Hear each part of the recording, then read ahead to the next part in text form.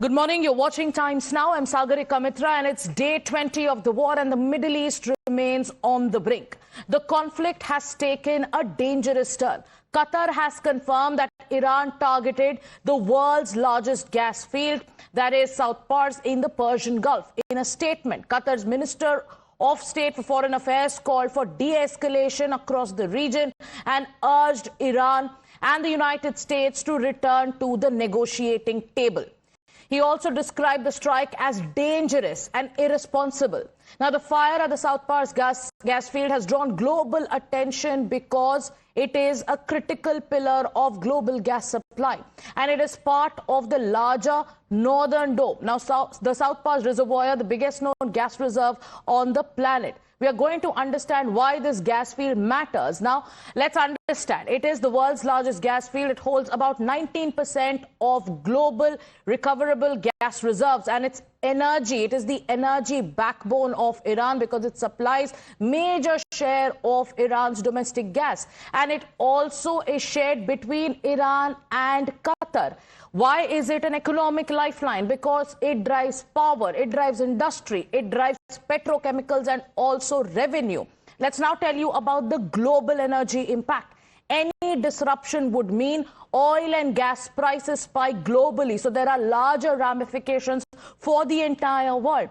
This is turning out to be a massive geopolitical flashpoint on day 20 of the war, because targeting this hub would mean an escalation with global consequences. Now, you know why this has become the most turning point in the war. But what is Donald Trump saying? Donald Trump has now issued a strong warning to Iran following the escalation over the South Pars gas field. Donald Trump says that the United States, now just let's decode what Donald Trump is saying. He has a message for Israel too. Some are asking, is Donald Trump also trying to push Israel under the bus? Why are they saying so? Because Donald Trump in his first statement said that the United States had no prior knowledge of Israel's strikes, and also stressed that Qatar had no involvement, accusing Iran of wrongly targeting Qatari energy facilities in response. So here, Donald Trump, remember, is saying US had no prior knowledge of Israel's strikes. Is that possible? Because there are reports in the international media, in America itself, which are contradicting that claim made by Donald Trump. Now, Donald Trump also further added in his post that there will be no further strikes on the South Pars field for now. But then goes ahead and he warns that if Iran continues to target Qatar, the United States will respond with overwhelming force. So there are two parts of this statement. In his first statement, Donald Trump is saying that the United States had absolutely no idea of Israel's plans. But at the same time, there are also reports which are saying that US knew. So in the statement, Donald Trump says, and I'm going to read out from the statement, Israel, out of anger for what has taken place in the Middle East, has violently lashed out at a major facility known as the South Pars gas field in Iran. So here, in the first part of the statement itself, he says that Israel, out of anger, did what it did, and it lashed out violently at a major facility known as South Pars gas field in Iran, putting the blame fully on Israel. A relatively small section of the whole has been hit. And he also says that the United States knew nothing about this particular attack. So think about it. Puts the blame on Israel, says that they violently lashed out, and the fact that United States knew nothing about this particular attack, and the country of Qatar was in no way, in no shape or in no form involved with it, nor did it have any idea that it was going to happen. Unfortunately, Iran did not know this, and any of the pertinent facts pertaining to the South Pars attack, and unjustifiably and more unfairly attacked a portion of Qatar's LNG gas facility. No more attacks will be made by Israel. Rishabh, my colleague, is with us here.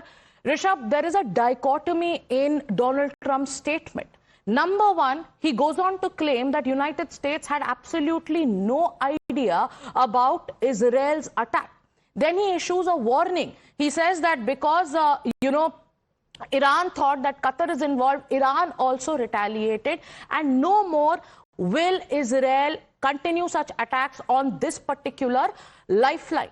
What does this statement indicate? Part one, some are saying that it is also an attempt by Donald Trump to push Israel under the bus. But is it possible that the US did not know?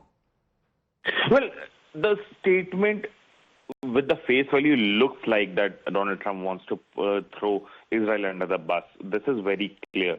US is not getting what it wants from the Iran war. The regime is still standing very strong. Yes, the top leadership has been wiped out, be it the NSA, be it the deputy NSA, or for that matter IRGC leadership, the supreme leader himself as well. But the regime is still intact. The military powers of IRGC are still intact, and it's 19th day of the war, and we are seeing that how Iran continues to retaliate in the most fierce way possible. Pete Hegseth had already said that they weren't expecting that Iran would retaliate in this manner. So now when Qatar has been attacked, LNG field in Qatar has been impacted, US fear that the regional powers of West Asia would turn against United States, and that's the reason that the easiest way is to put the blame on Israel. This is something that is happening.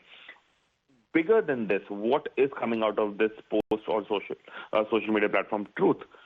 There are cracks between the leadership of Tel Aviv and Washington. The intel, the cooperation, the coordination somewhere has shown cracks, and that would definitely be a major victory for Iran amid this conflict. So while Donald Trump say that it happened in haste, it happened by mistake, but by naming Israel, by giving a clean chit to Iran and taking a step back that we haven't done it, it's very clear that Donald Trump now has put Israel under the bus, and it's between Israel and the regional powers to now take it forward. Let's talk about part two of the statement.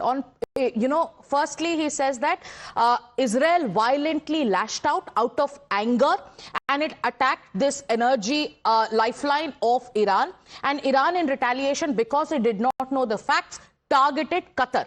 Then comes the warning, and I want our viewers to take. I'm going to take you through through part two of Donald Trump's statement, the warning that's coming out, where he says that Qatar is innocent in this particular case, and if Iran continues to attack Qatar, then US will not hold back.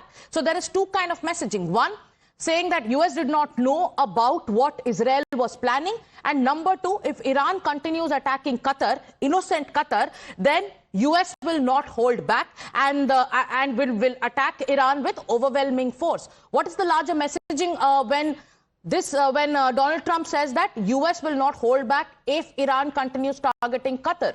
Rishabh. Well, see, one thing is very clear. 12 Gulf countries have now come up with a unanimous resolution asking Iran to stop hostilities in the region. But at the same time, there is no one talking about Israel and US attacking Iran and Iran just retaliating. And now that, there are clear cracks that are visible, Sagarika, in Tel Aviv and Washington, one would also suggest that, this will somewhere down the line is a start of end of this war. It's something that many experts now suggest. But, what is at stake? At stake is the LNG, at stake is the crude oil, at stake is also the strategic West Asian diplomacy. US do understand that if this war prolongs and the business interest or the, crude oil interest of West Asia is hampered, that won't be good for United States as well. Israel has been sworn enemies of these states for decades now. But US, for that matter, has been very, closely knit with these powers.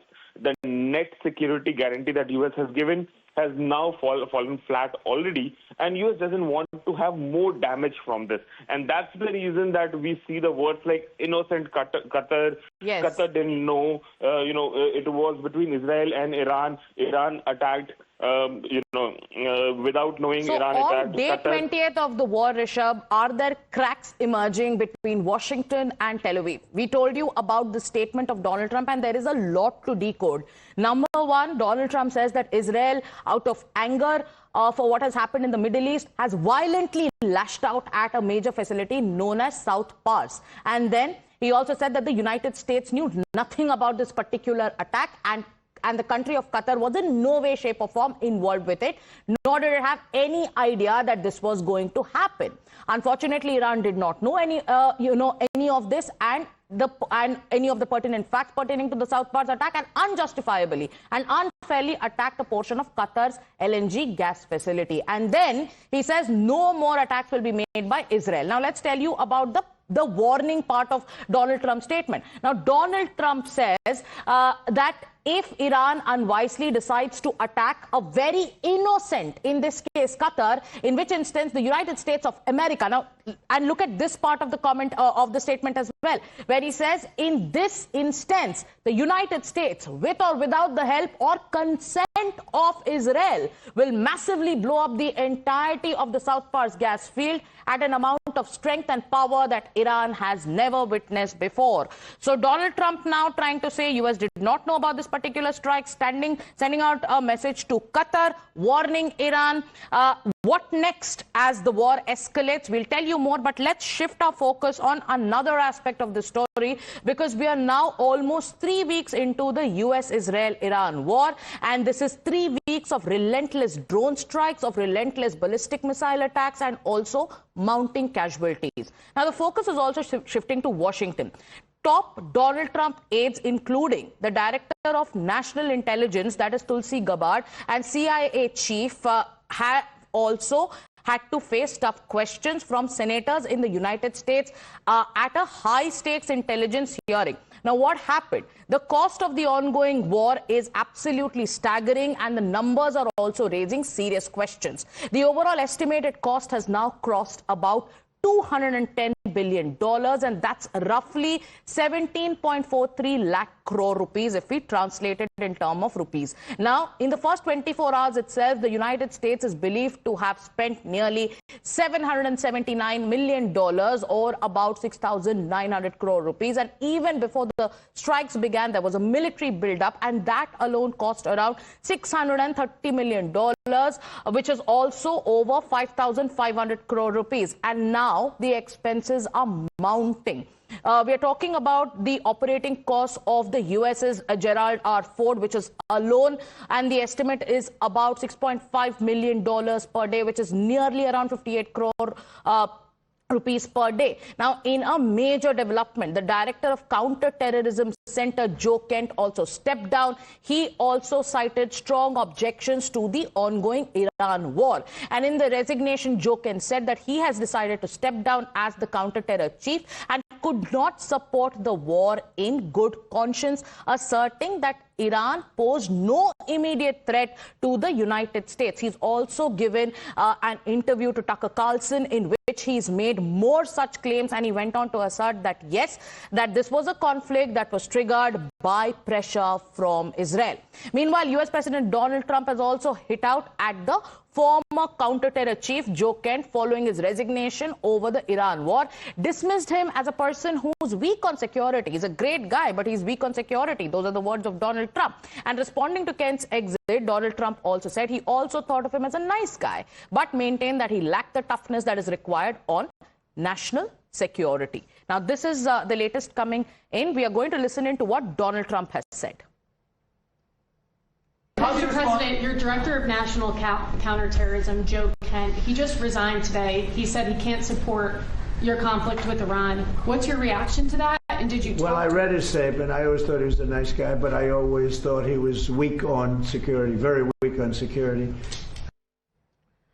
With that, viewers, we are also now shifting focus to a major operation and a major action that has been taken on by our agencies. This is about a terror plot that